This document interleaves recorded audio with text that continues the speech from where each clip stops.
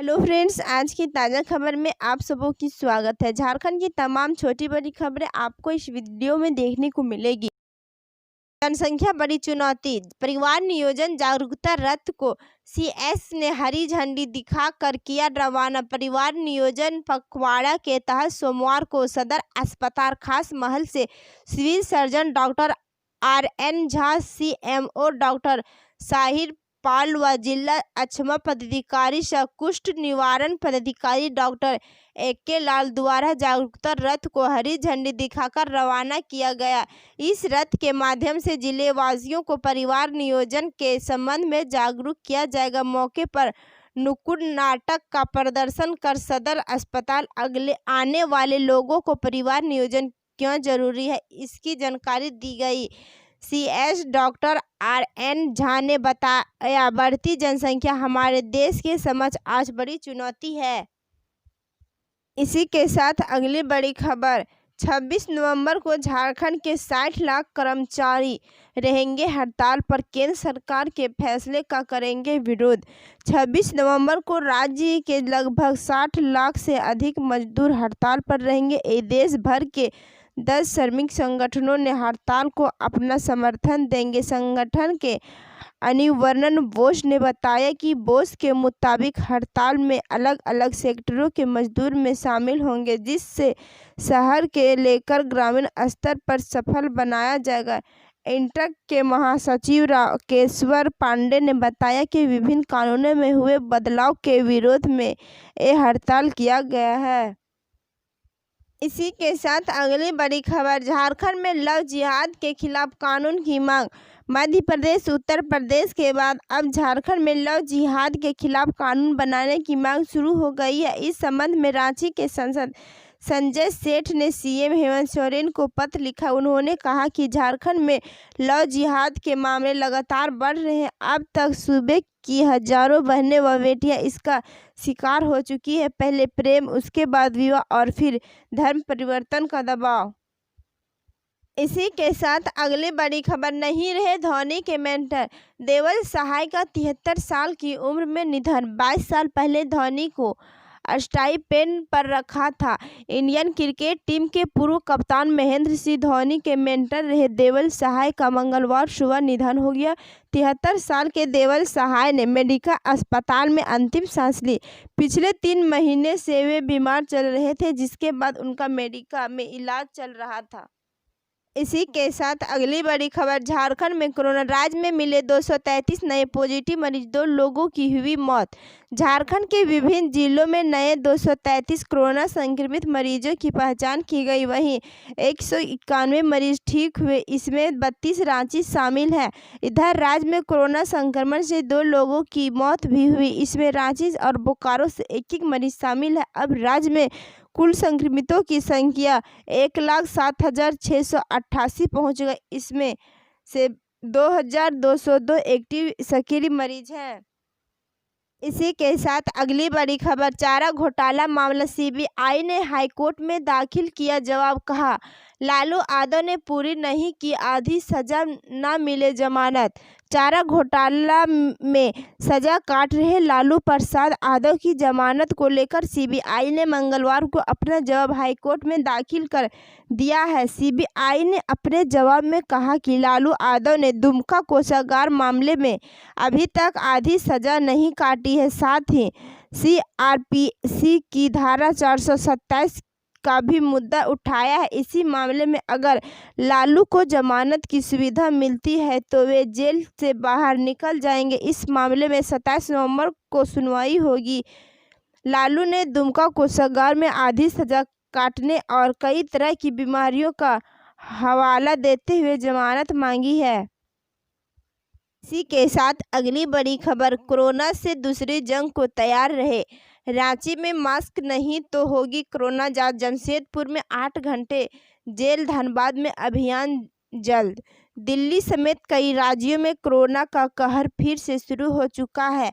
झारखंड में भी इसकी आशंका को देखते हुए तैयारी शुरू कर दी गई है। स्वास्थ्य विभाग की ओर से जारी साप्ताहिक रिपोर्ट बता रही है कि यहाँ भी मामले बढ़ रहे हैं, हालांकि इसकी गति अभी काफ़ी धीमी है।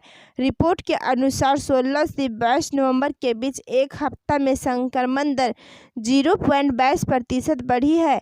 चिंतनीय बात यह है कि बढ़ोतरी 50,000 कम सैंपल टेस्ट होने के बावजूद दर्ज की गई है।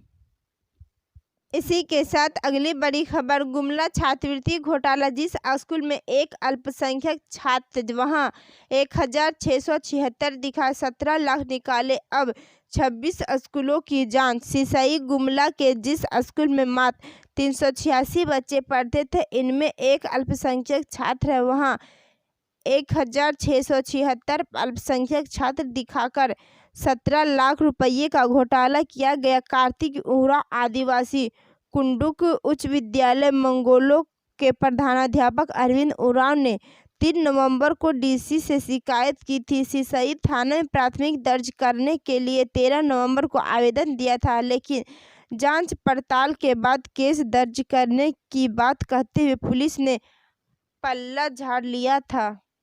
इसी के साथ अगली बड़ी खबर, रांची में होगी मास्क चेकिंग, बिना मास्क के घूमे तो लगेगा जुर्माना। रिपोर्ट पॉजिटिव आने पर घर की जगह भेजे जाएंगे कोविड केयर सेंटर। अब रांची में कोविड के नियमों का उल्लंघन महंगा पड़ेगा। ट्रैफिक पुलिस अभियान चलाकर बिना हेलमेट और बिना मास्क वालों को पकड़ेगी।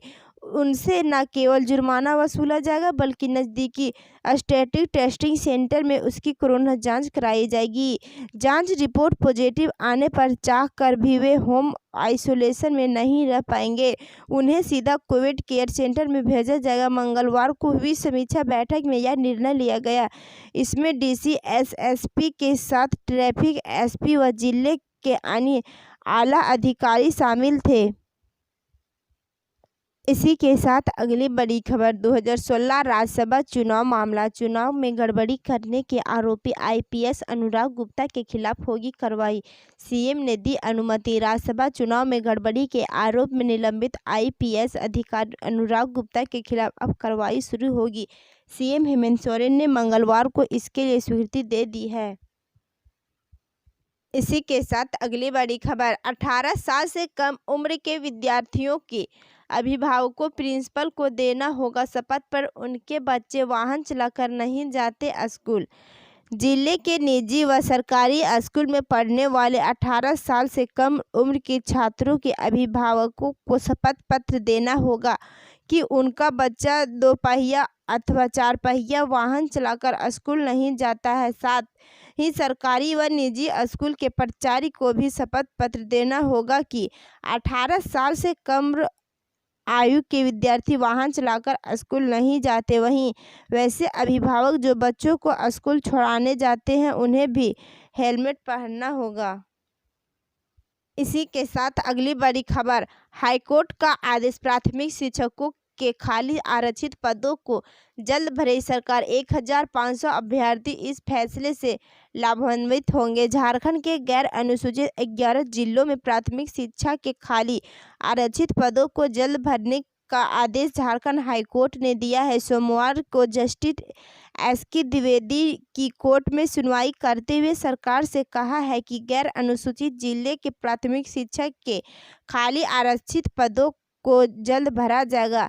जेएसएससी की ओर से अधिवक्ता संजय पीपरवल ने कोर्ट को बताया कि राज्य सरकार ने 29 अगस्त 2019 को 6 विषयों हिंदी, अंग्रेजी, गणित सहित अन्य विषय के खाली पदों में से प्राथमिक शिक्षकों के लिए 25% आरक्षित था। वे पद खाली रह गए थे।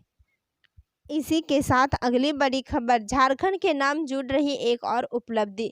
निफ्ट में अगले साल शुरू होगा national institute of advance manufacturing. Tata, HCCL, SAIL, MECON जैसी औद्योगिक संस्थाओं ने झारखंड को राष्ट्रीय एवं अंतर्राष्ट्रीय स्तर पर एक अलग पहचान दिलाई है। अब झारखंड के नाम और एक उपलब्धि जुड़ने वाली है। इंडस्ट्री 4.0 आनी चौथी औद्योगिक क्रांति को देखते हुए उत्पादन, तकनीकी उपकरण विकसित करने और श्रम शक्ति पर शोध करने के लिए रांची में देश का पहला national institute of advance manufacturing की स्थापना की जा रही है। इसी के साथ अगली बड़ी खबर, कृषि मंत्री ने सहकारी समितियां अधिनियम 2008 का प्रस्ताव किया निरस्त। कृषि पशुपालन एवं सहकारिता मंत्री बादल ने नवीन एवं एकीकृत झारखंड सहकारी समितियां अधिनियम 2008 के प्रस्ताव को निरस्त कर दिया है। वैद्यनाथनाथ समिति के अनुशंसा के आलोक में झारखंड सहकारी समितियां अधिनियम 2008 का प्रस्ताव बना था, लेकिन इसने अभी कभी अधिनियम का रूप नहीं लिया। इसके बावजूद इसे लेकर सहकारी समितियों से जुड़े लोगों और आम नागरिकों को भ्रम की स्थिति बनी हुई थी। इसी के साथ अगली बड़ी खबर, झारखंड में मैट्रिक इंटरमीडिएट के प्रश्न पत्रों में बड़े बदलाव की तैयारी। झारखंड में अगले साल होने वाली मैट्रिक और इंटरमीडिएट की परीक्षा के प्रश्नों में बदलाव किए जाएंगे। एक तरह जहां ऑब्जेक्टिव प्रश्नों की संख्या बढ़ाई जाएगी, वहीं सब्जेक्टिव प्रश्नों में ज़्यादा विकल्प दिए जाएंगे। इसके लिए स्कूली शिक्षा और साक्षरता विभाग CBSE समेत दूसरे राज्यों के परीक्षा के पैटर्न का अध्ययन कर रहा है। इस महीने के अंत तक इस पर अंतिम निर्णय लिए जाने की संभावना है। इसी के साथ अगली बड़ी खबर, लोगों ने दी श्रद्धांजलि। अर्जुन मुंडा की बहन का हुआ अंतिम संस्कार। केंद्रीय मंत्री अर्जुन मुंडा की बहन सिबोन सोलंकी का अंतिम संस्कार सोमवार को भूंयाडी स्वर्णरेखा बर्निंग घाट में हुआ। सिबोन सोलंकी का निधन रविवार को हो गया था।